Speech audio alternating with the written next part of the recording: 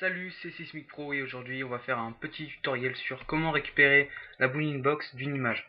Donc il y a plein d'applications possibles d'une bounding box. Donc ici on va juste voir comment récupérer les coordonnées d'une image dans une image. Donc ici vous avez sous les yeux une image avec plein d'animations. Donc enfin d'animations d'images qui font des animations. Donc par exemple si dans mon programme je veux faire une animation marché de Naruto, il va falloir que je donne les coordonnées de celle-ci, celle-ci, celle-ci, celle-ci, celle-ci et celle-ci. Donc, il y en a une, 2, 3, 4, 5, 6. Il va falloir que je fasse 6 bounding box. Bounding box, c'est en anglais, ça veut dire boîte. En gros, c'est on met chaque personnage dans des boîtes. Donc, une boîte, c'est la largeur, la hauteur, la position X et la position Y. Donc, avec des boîtes, on peut recadrer par exemple une texture. On charge l'image. Par exemple, je vais charger cette image-là dans mon programme.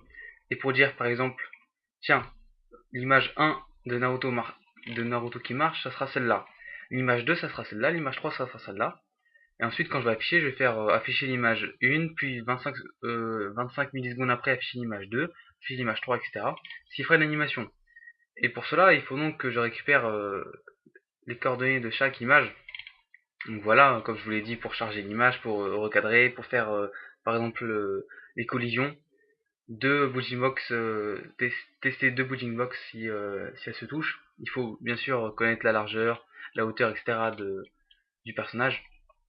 Pour cela, rien de plus simple, on va mettre une image dans photofiltre. Donc là, je vous montre sous photofiltre, mais je pense que vous pouvez le faire avec tout autre logiciel de graphie, je sais pas comme de graphisme. Donc voilà, hop, on est dans photofiltre et on a notre image ici.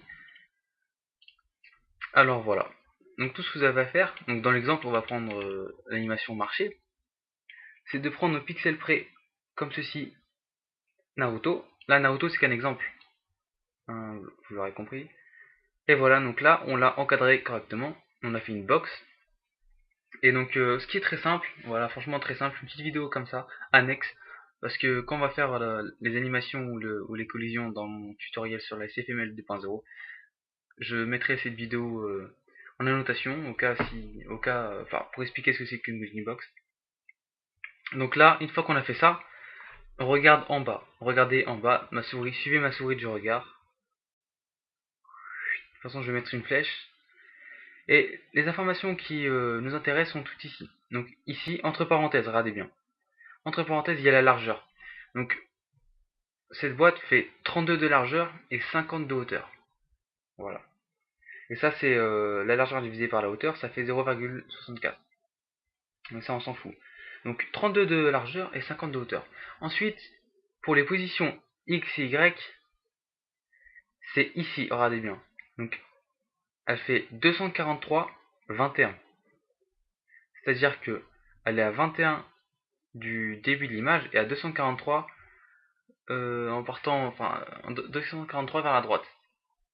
Mais de toute façon, ça, c'est pas la peine de l'expliquer parce que quand vous allez faire vos programmes, vous mettez 243, 21.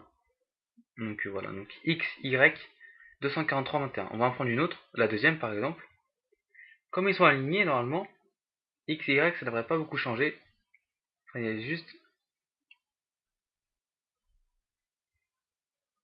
juste le 21 qui change pas parce qu'ils sont alignés pareil. Donc celle-ci fait 288, 21, donc dans l'alignement.